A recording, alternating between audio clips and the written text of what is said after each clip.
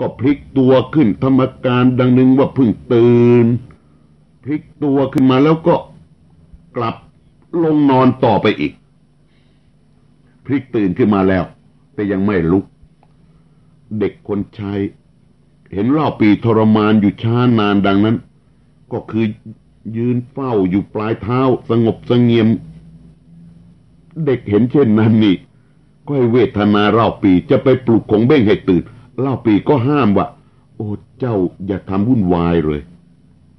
ให้ท่านอาจารย์นอนให้สบายเถอะและของเบ้งก็แซงทำนอนเสียในวันนั้นอีกเป็นนานจนกระทั่งบ่าย5 โมงเอาเช้า10 โมงเรื่อยมาเราปีไปถึงแต่เช้าจนถึง10 โมงท่านขยับตัวทำตื่นขึ้นมาหน่อยเรื่อยมาจนบ่าย5 โมงก็จึงพลิกตัวตื่นขึ้นพอตื่นท่านหกหลงก็ว่าโครง4 บทออกมาทีเดียวเป็นใจความว่าผู้ใดนอนหลับใจก็มิรู้สัญญาจักษุอันหลับอยู่นั้นจะดูสิ่งใดก็มิได้เห็นหอน้อยเหล่านี้ก็เป็นที่สำราญถึงเทศกาลฝนก็อบอุ่นพระอาทิตย์เจ้าเอ๋ยอย่าเพิ่งคล้อยคลับให้ลับหน้าต่างหยุดส่องแสงอยู่ก่อนจะได้นอนให้สบายนี่ท่านว่าโครงดังนี้แล้วก็เรียกเด็กน้อยเข้าไปถามว่าใครมาหาเราบ้างหรือไม่คือทำเป็นไม่เห็นท่านทำเป็นไม่เห็นเรียกเด็กน้อยก็มาถามว่ามีใครมาหาบ้างหรือไม่เด็กน้อยพวกนั้นก็ตอบว่าบัดนี้เล่าปีมาหาท่านยืนคอยท่าท่านอยู่ช้านานแล้วคงเบ้งพอได้ยินเท่านี้ก็ทำเป็นโกรธดูเอาเด็กนั่นทีเดียวว่าเหตุใดจึงไม่บอกเสียแต่เดิมทีปล่อยนิ่งจนป่านชะนี้ว่าแล้วก็ลุกเดินเข้าไปในห้องหวีผมใส่เสื้อแต่งตัวแล้วก็กลับออกมาเล่าปีและเห็นรูปร่างของเบ้งนี่ฟังดูลักษณะของของเบ้งให้ดีของเบ้งนั้นรูปร่างใหญ่โตสูงถึง6 ศอกมีหน้าขาวเหมือนหยวกแต่งตัวโอโถงท่วงทีเป็นอาจารย์ผู้ใหญ่นี่ลักษณะของของเบ้งนี่ใหญ่โตสูงถึง6 ศอกนี่แหละตอนท้ายสุดมีอยู่ตอนหนึ่งที่ของเบ้งพาสุมาอี้มาฟันกันตัวต่อตัวเนี่ยสุมาอี้จึงไม่กล้าออกมาสู้ด้วยของเบ้งมีลักษณะของความเป็นยอดทหารอยู่ทีเดียว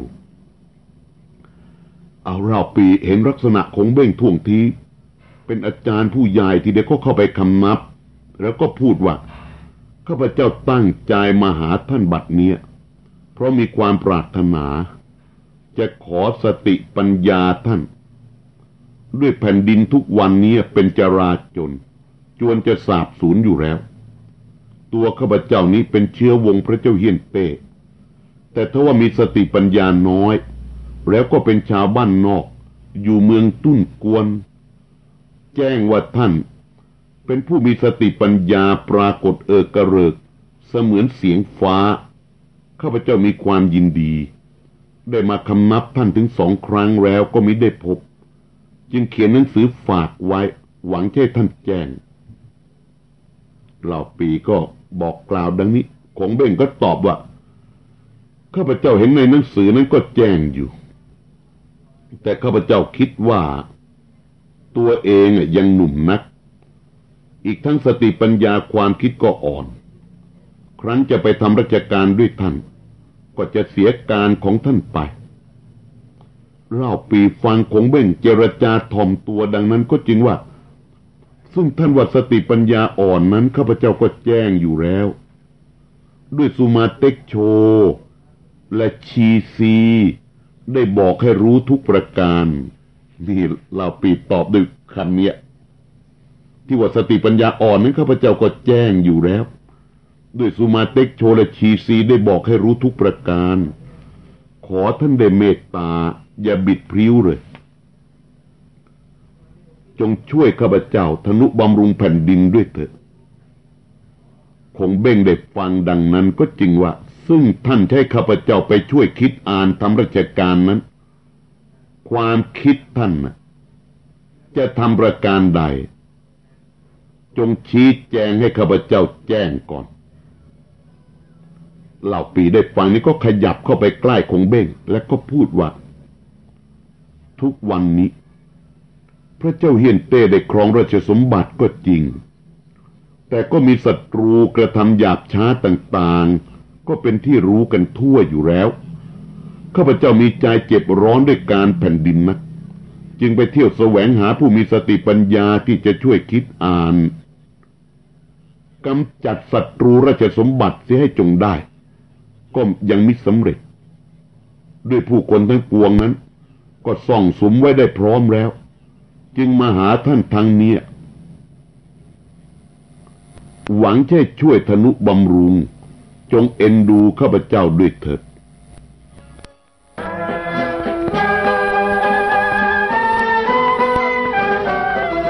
เมื่อเหล่าปีตอบคำคงเบ้งดังนั้นแล้วเนี่ยคงเบ้งก็จึงพูดว่าอันแผ่นดินเกิดจราจนตราบเท่าทุกวันนี้ก็เพราะต่างโต๊ะเป็นต้น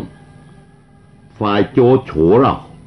ที่ส่องสุมทหารทั้งปวงแล้วยกไปกำจัดอ้วนเสี่ยวได้นั้นใช่ว่าจะสำเร็จด้วยกำลังทหารมากก็หาไม่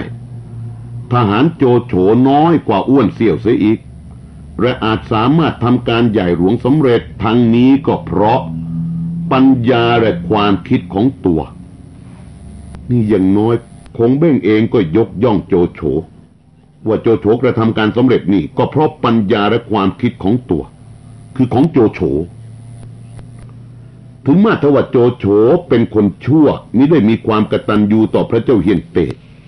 คิดอ่านทำการหยาบช้าถึงเพียงนี้แล้วก็ดี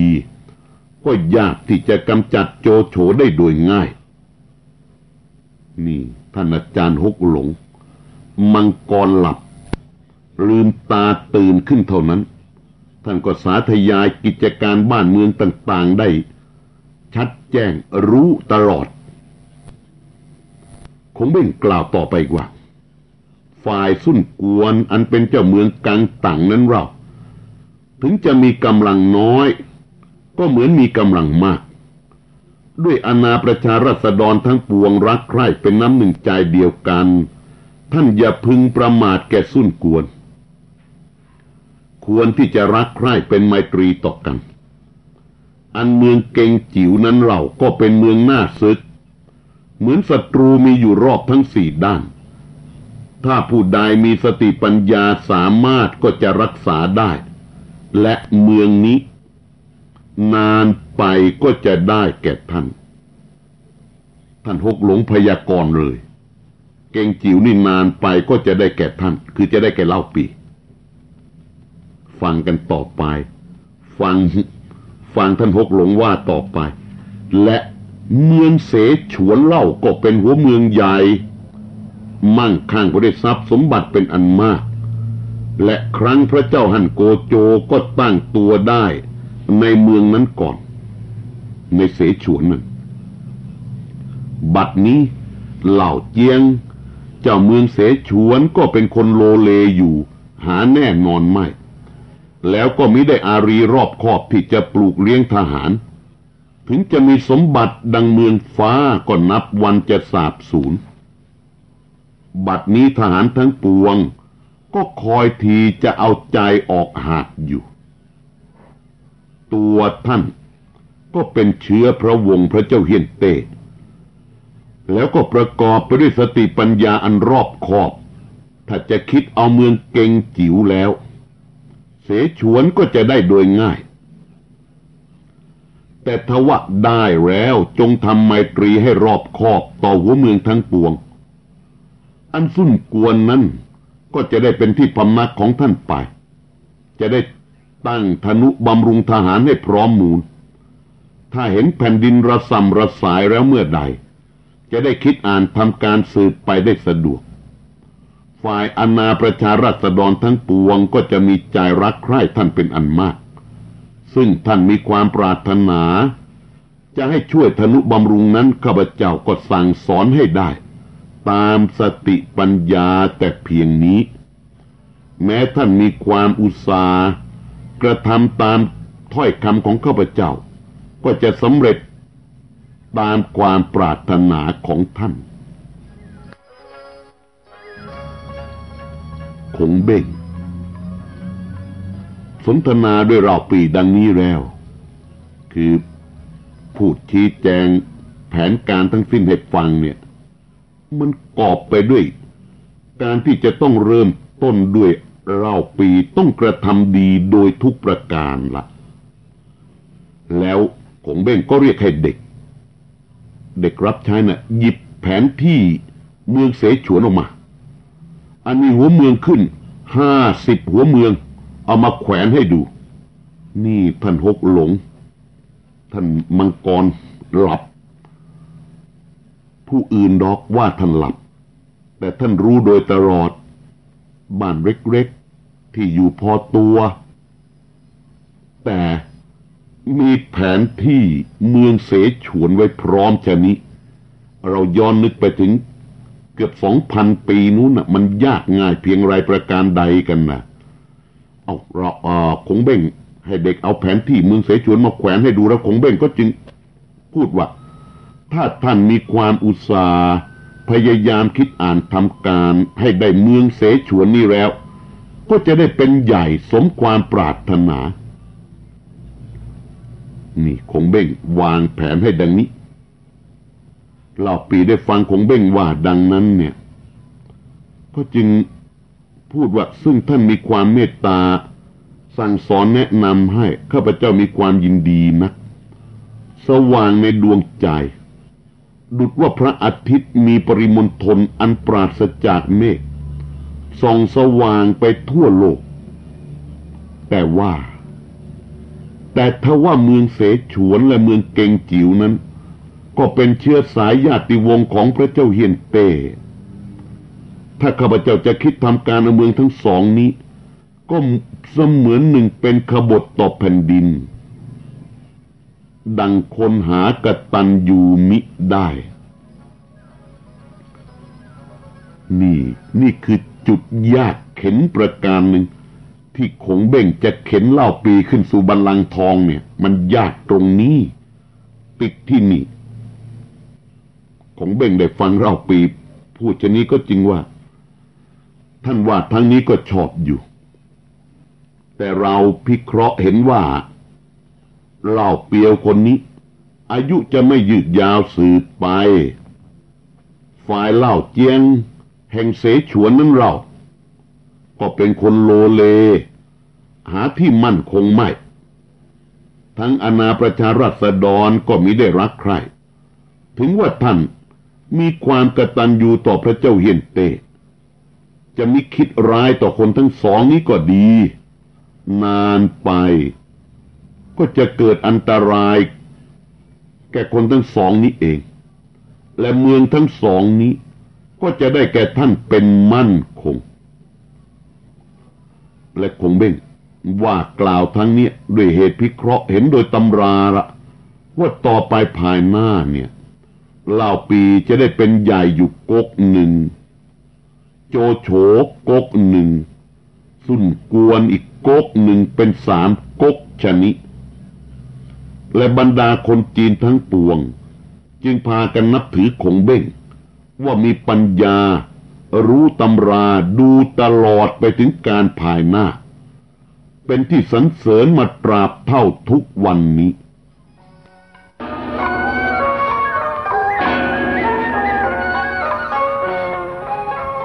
ฝ่ายเล่าปีได้ฟังคงเบ้งว่าดังนั้นก็คำนับแล้วก็พูดว่าถ้าดังนั้นขอเชิญท่านไปทำราชการช่วยทนุบำรุงสั่งสอนข้าพเจ้าสืบไปเถอะคงเบ้งก็จริงว่าตัวข้าพเจ้าเป็นคนชาวบ้านนอกสติปัญญาน้อยเคยทำแต่การหยาบ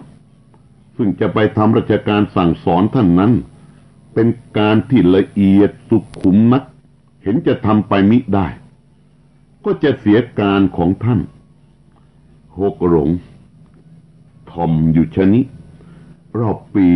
ได้ฟังคงเบ้งพูดอย่างนั้นก็เป็นการปฏิเสธแล้วก็อ้อนวอนว่าถ้าท่านมิได้ทนุบำรุงแผ่นดินแล้วก็หน้าที่อาณาประชาราษฎร์ทั้งปวงจะได้ความเดือดร้อนเล่าปีกล่าวคำนี้เนี่ยสำคัญนะด้วยกล่าวให้เห็นโดยแท้และชัดแจ้งว่าที่จะกระทำการใหญ่ทั้งปวงนั้นไม่ใช่เพื่อตนเองแต่ประการใดเพื่ออาณาประชาราษฎร์ทั้งปวงเนี่ยถ้าคงเบ้งไม่ช่วยเนี่ยอาณาประชาราษฎร์ทั้งปวงจะได้ความเดือดร้อนเราปีว่าเท่านั้นแล้วก็ร้องไห้สะอึกสะอื้นไม่เงยหน้าขึ้นได้คงเบ้งเห็นดังนั้นก็รู้ว่าเหล่าปีเนี่ยมีความรักโดยสุจริตและที่แพ้กันมานักก็ด้วยเจ้าความรักโดยสุจริตนี่แหละ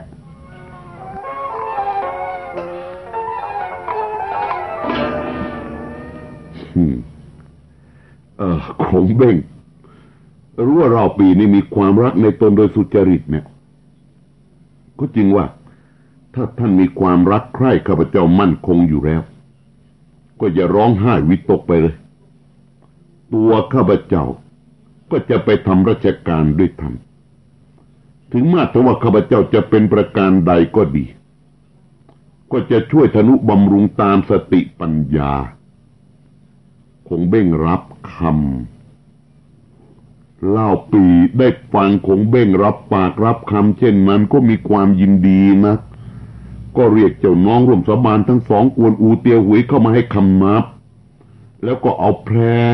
และสิ่งของทั้งปวงที่เอามานั้นน่ะมอบให้แก่คงเบ้งเป็นการคำนับคงเบ้งก็รับของเหล่านั้นแล้วก็ชวนเหล่าปีกวนอูเตียวหุยให้อยู่นอนด้วยคืนนึงก่อนครั้นรุ่งเช้าก็เรียกจูกัดกินผู้น้องเข้ามาสั่งว่าเล่าปีมีความอุตส่าห์มาถึง3 ครั้งว่ากล่าวอ้อนวอนให้พี่ไปอยู่ทำราชการด้วยช่วยทนุบำรุงครั้นจะตัดประโยชน์เสียก็เอ็นดูแกเล่าปีตัวเราจำจะไปด้วยเล่าปีเจ้าอยู่ภายหลังจงรักษาโคกระบือไร่นาข้าวของทั้งปวงไว้อย่าให้เป็นอันตรายเสียได้ถ้าเราไปช่วยเล่าปีทนุบำรุงแผ่นดินให้เป็นสุขสำเร็จแล้ว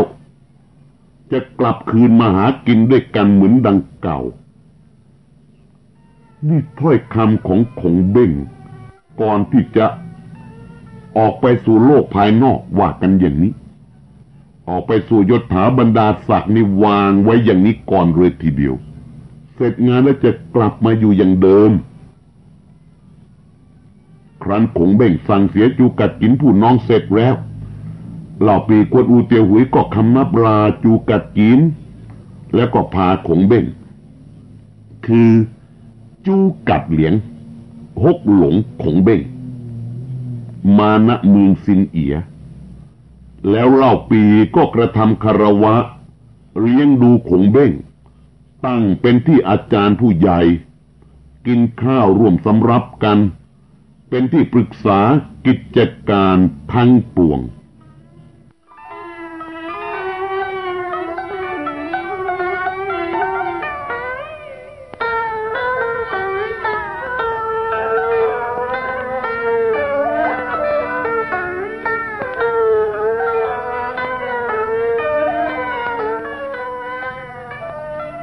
อยู่มาวันหนึ่ง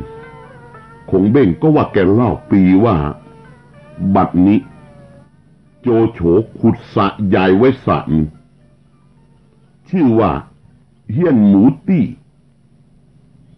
อยู่ในเมืองกิจิ๋วนี่หูเมืองฝ่ายเหนือของอ้วนเสี่ยวนะครับ ซ้อมหัดทหารทั้งปวงให้ชำนิชำนาญในการเรือเห็นจะยกไปตีเมืองกังตังเป็นมั่นคงอยู่แล้วขอให้ท่านแต่งคนไปสืบดูราชการเมืองกังตังว่าจะรู้จัดแจงบ้านเมืองพรักพร้อมอยู่แล้วหรือหาไม่นี่ถ้าจะว่าก็ว่าคงเบ้งอยู่เฉยๆแล้วก็รู้อะไรขึ้นมาเองเฉยๆกระนั้นหรือหามิได้จะต้องมีผู้คนที่ออกไปสืบทราบข่าวเหตุการณ์ต่างๆนานาประการหลายบ้านหลายเมืองและก็รายงานข่าวต่างๆเข้ามาเป็นระยะเพื่อความรอบรู้ในเรื่องราวต่างๆและจะได้นำมาพิจารณาการอันนี้ได้นะเนี่ยคงเบ้งได้ทราบข่าวต่างๆเหล่านี้ก็นำมาพิจารณาทั้งปวงแล้วก็แจ้งแก่เราปีชะเนี้ยเราปีได้ฟังดังนั้นก็เห็นด้วยก็แต่งคนให้ไปสืบราชการณเมืองกังตัง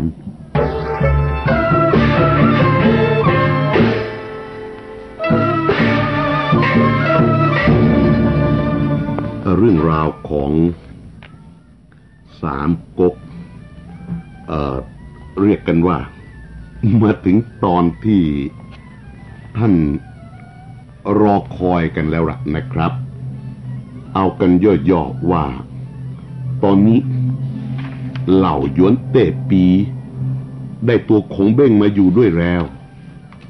ทีนี้กระผมอยากจะชี้ตรงนี้ให้ชัดลงไปอีกนิดหนึ่งนะครับคือบางท่านบางครั้งบางคราวที่ไปเห็นรูปนะครับเอาละจะเป็นรูปที่ไหนประการใดอย่างไรก็ตามเถอะอาจจะเห็นรูปของคงเบ้งเนี่ยเป็นรูป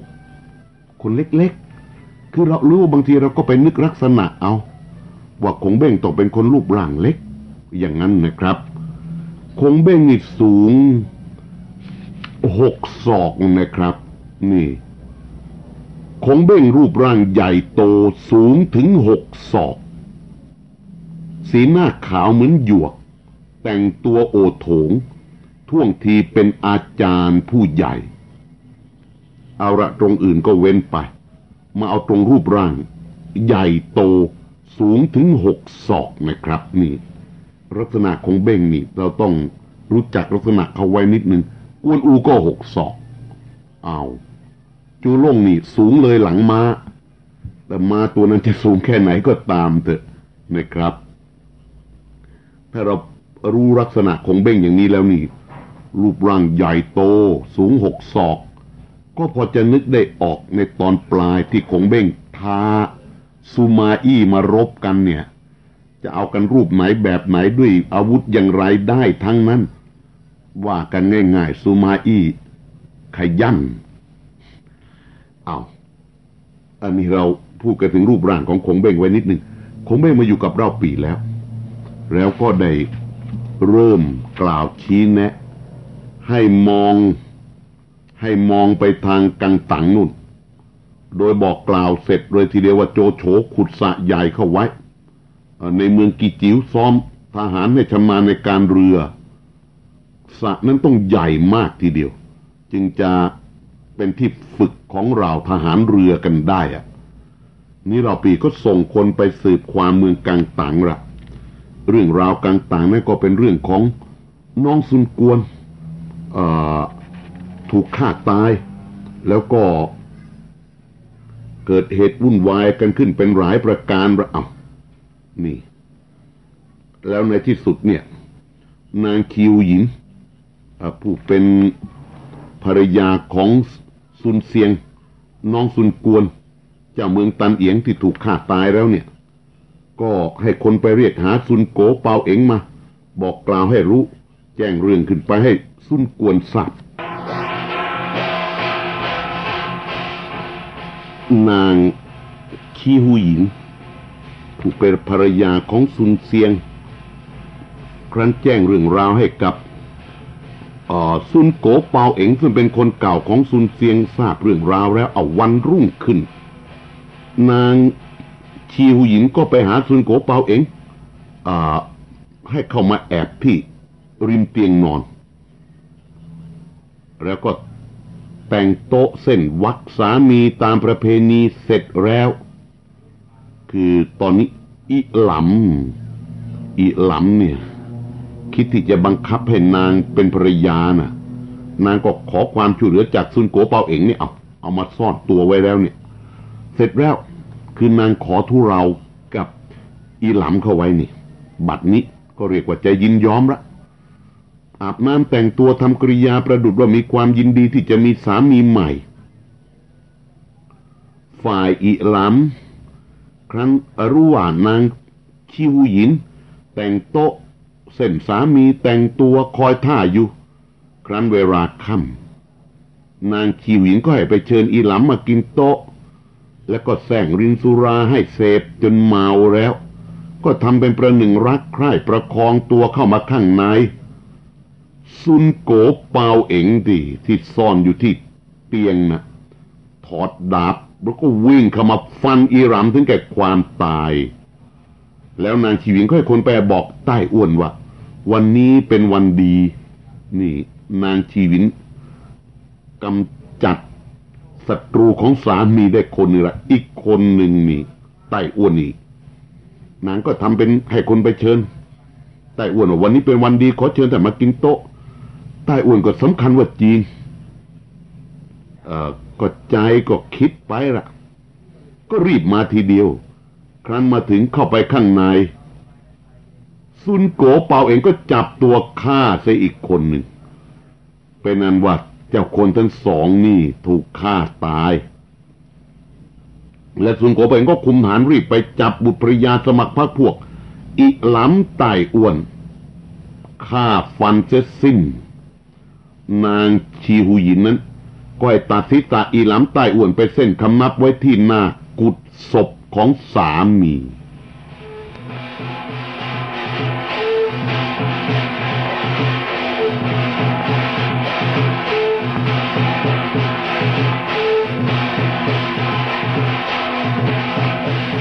ทีนี้ข้างฝ่ายซุนกวนก็ได้แจ้งในหนังสือที่ซุนโกเปาเอ๋งมีไปให้ทราบซุนกวนครั้นแจ้งความในหนังสือแล้วก็มีความโกรธนักยกทหารรีบมายังเมืองตันเอียงก็ได้แจ้งว่านางชีหูหยินคิดอ่านฆ่าอีหลำใต้อ้วนได้แล้วก็มีความยินดีก็ตั้งให้ซุนโกเปาเอ๋งนี่อยู่รักษาเมืองตันเอียงแล้วก็จัดแจงบ้านเมืองเสร็จแล้วก็รับนางชีหูหยินผู้เป็นน้องสะใภ้กลับมายังเมืองกังตังและซุนกวนก็แต่งตั้งจิวยี่ให้เป็นนายกองใหญ่บังคับว่ากล่าวทหารสำหรับเรือรบ 7,000 ลำตั้งแต่นั้นก็อยู่เป็นปกติมาจนพระเจ้าเฮียนเต้เสวยราชสมบัติได้12 ปีเอานี่เป็นการกล่าวเรื่องราวความสำคัญของเมืองกังตังนิดนึงเรียกว่ามีเหตุวุ่นวายขึ้นนิดนึงครั้นถึงเดือน12ข้างขึ้นนางงอหูหยินผู้เป็นมารดาของซุนกวนเป็นโรคป่วยหนักโรงก็เรียกหาจิวยี่กับเตียวเจียวสองที่ปรึกษาคนสำคัญของกังตังนี่เข้ามาแล้วก็สั่งว่าแต่ก่อนเราก็เป็นชาวเมืองตองงอบิดามารดาตายก็เป็นกำพร้าเลี้ยงกันอยู่แต่พี่น้อง3 คนและมาได้ซุนเกียนเป็นสามีจนเกิดบุตรถึง4 คนและเมื่อเราจะตั้งท้องซุนเซ็กบุตรคนหัวปีนั้นเราฝันเห็นว่าพระจันทร์เนี่ยอยู่ในครรภ์และเมื่อซุนกวนจะเข้าท้องนั้นก็ฝันเห็นว่าพระอาทิตย์เข้ามาอยู่ในท้องหมอทำนายว่าบุตรเราทั้งสองนานไปจะได้เป็นใหญ่แต่ซุนเซ็กก็อายุน้อยถึงแก่ความตายเสียก่อนเมื่อใกล้จะตายก็มอบเมืองกังตังไว้แก่ซุนกวนผู้น้องให้เป็นเจ้าเมืองบัดนี้ตัวเราป่วยหนักเห็นจะไม่คงชีวิตอยู่จะลาท่านทั้งสองแล้วแม้ว่าเราหาบุญไม่ท่านจงเอ็นดูช่วยอนุเคราะห์สั่งสอนซุนกวนสืบไปโดยความชอบอย่าทอดทิ้งเสียเลยนี่นางงอหูหยินสั่งความแด่ที่ปรึกษาสำคัญทั้ง2 คนนั้นแล้วก็หันมาสั่งแก่ซุนกวนว่าแม้สืบไปเมื่อหน้า เจ้าจะทำการสิ่งใดจงปรึกษาหารือด้วยจิวยี่และเตียวเจียวซึ่งเป็นผู้ใหญ่และเจ้าจงรู้จักผิดรู้จักชอบอย่าถือทิฏฐิมานะจงคารวะนับถือท่านทั้งสองนี้เป็นอาจารย์ใหญ่อย่าได้ทำการแต่ตามอำเภอใจอันหนึ่งนางงอกกท่ายน้องเราผู้เป็นแม่นาของเจ้านั้นถ้าแม่ตายแล้วเจ้าอย่าได้ละเมินเสียจงตั้งใจอุปถัมภ์บำรุงปฏิบัติรักษาดุจตัวของแม่เองอันหนึ่งน้องหญิงซึ่งร่วมบิดากับเจ้านั้นก็จงตั้งใจเลี้ยงรักษาไว้ปกติด้วยแม้จะให้มีสามีเจ้าจงพิเคราะห์ดูผู้ใดมีสติปัญญาจึงยกให้เป็นภรรยานางงอหูหญิงครั้นสั่งสอนซุนกวนแล้วนางก็สิ้นใจซุนกวนก็แต่งการศพตามประเพณีแล้วก็ให้ก่อกุฏฝังไว้ครั้นเข้าปีใหม่เดือน3ข้างขึ้นซุนกวนก็ปรึกษากับจิ้วยี่เตียวเจียวและนายฐานทั้งปวงว่าจะยกกองทัพไปตีหงจอเจ้าเมืองกังแหหวังจะได้แก้แค้นหงจอซึ่งได้รบพุ่งกับซุนเกียนผู้บิดาเรานี่เอาความเก่าแต่ครั้งนู้นขึ้นมาชำระละในขณะนั้นปรึกษากันยังไม่ตกลงกันก็พอดีลิบองซึ่งไปอยู่รักษาด่านปากน้ำลงจิ๋วมาบอกกับซุนกวนบัดนี้กำเหลงซึ่งเป็นทหารของหงจอจะขอเข้าเกลี้ยกล่อมมาอยู่ทำราชการด้วยท่านข้าพเจ้าสืบดูรู้ว่ากำเหลงคนนี้อยู่ชายทะเลตำบลริมกังแต่ก่อนนั้นกำเหลงคบพวกเพื่อนเป็นโจรเที่ยวตีชิงลูกเรือตีชิงเรือลูกค้าวานิชอยู่ในท้องทะเลตีชิงเรือลูกค้าวานิชอยู่ในท้องทะเลตีชิงเรือลูกค้าวานิชอยู่ในท้องทะเลตีชิงเรือลูกค้าวานิชอยู่ในท้องทะเล